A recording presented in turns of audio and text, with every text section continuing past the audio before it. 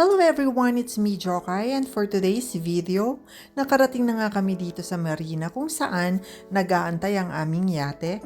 But for the meantime, since hindi pa nga boarding time, kakain muna kami dito sa isang restaurant around marina. And look how beautiful the view is, guys.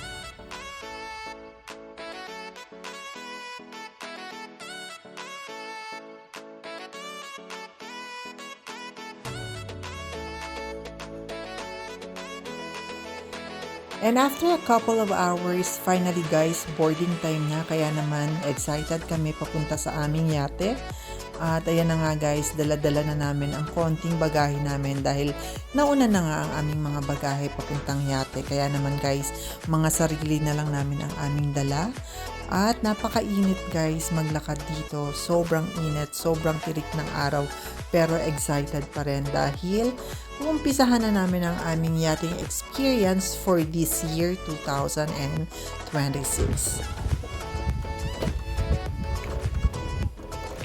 At dahil bagong yate nga guys ang aming susubukan ngayon, nadagdagan pa ang aming excitement dahil naman guys, isa sa pinakamagandang region ang aming may explore ngayon para sa aming taunang yachting experience. At ang kasalukuyang nakikita nating yate ay ang yate na aming sasakyan para sa taon na to. Napakalaki niya guys compare sa dating yate na aming sinasakyan. We are all boarded sa yate guys, kaya naman nag-umpisa ng umandat papunta sa unang island na kung saan mag-i-stay kami overnight. Ayan nga guys ang view ng island na ito. So ang aking mga lolo't lola are very happy, and ganun din guys ang aming table. Ready na rin siya for some snacks, fruits, at ayan may chai pa. So dito sa yate guys, wala ka talagang ibang iisipin kundi mag-relax, kumain, matulog, mag-swimming. So for 7 days guys, yun lang ang gagawin mo. Talagang hindi mo expect mo talaga guys na mag-gain ka talaga ng weight dito.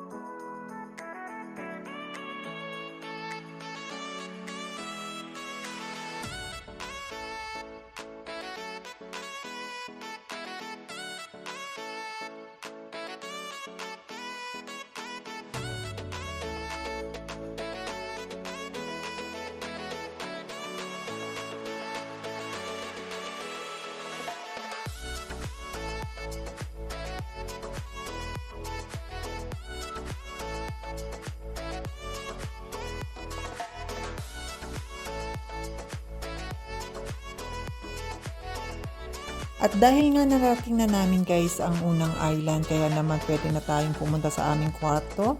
So dito sa side na to guys ay may 3 kwarto. Ito yung room number 3.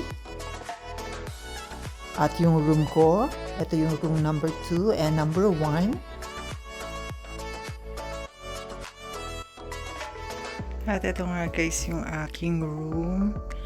So may bed, double bed, and then meron air condition. Lahat ng room dito is air condition. And then meron din namang bathroom. And may sarili ako. Merong shower room. Ayan.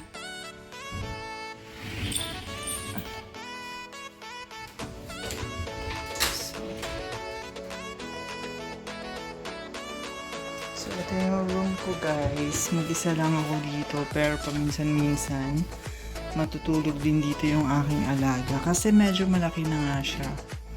So, hindi na siya masyadong sa akin. Ayan. Sobrang ganda guys. Masyadong maganda to compare sa unang yate or yung rent namin taon-taon. This is much better than yung ilang years na namin yate na nire-rent. So ngayon is masyadong maganda. Ayan guys. Yan ang aking room. At magfi-fix nga ako ng aking mga gamit. Nandito pa yung gamit ko. So meron din namang mga cabinet. Ayan.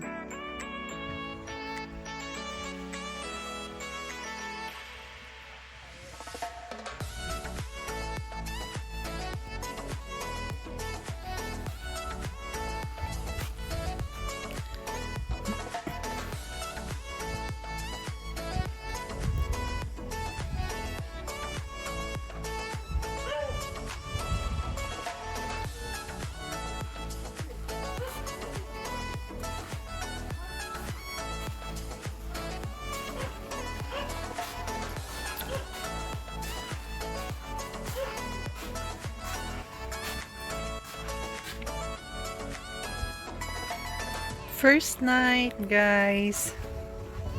So, ito nga yung taas.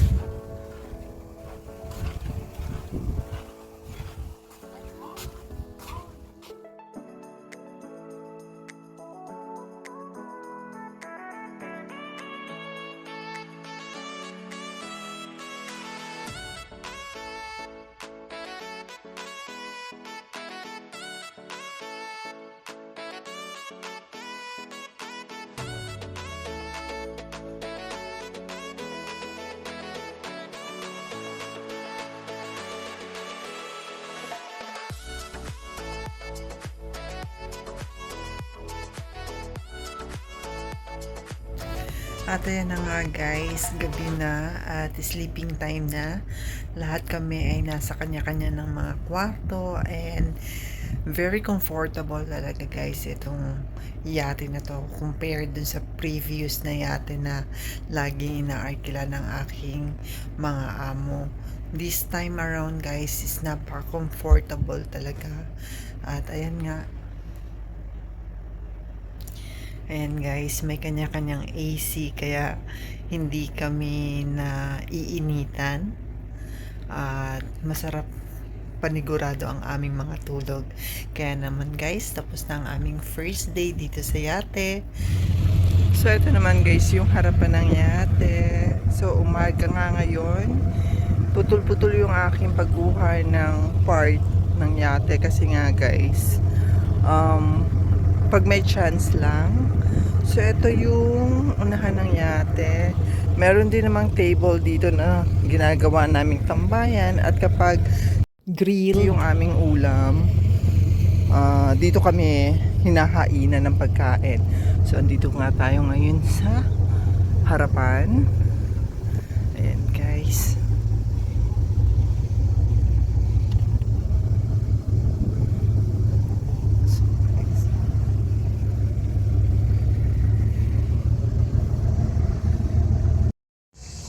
So guys, andito nga ako sa pinaka hulihan ng yate. At as you can see guys, very empty sa oras na ito, 3 PM. So nagpapahinga sila, kanya-kanyang pwesto guys. At andito ako ngayon sa bandang hulihan ng yate, mag-isa. Kasi sobrang init guys.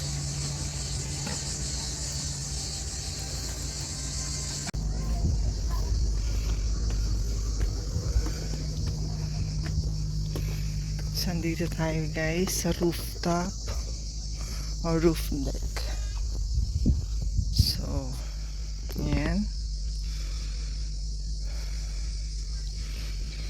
Dito rin kami madalas nakatambay, lalong-lalo na kapag lumilipat ng pwesto or lugar or ibang island ang yate. So ayan, gamit na gamit namin tong area na to, guys.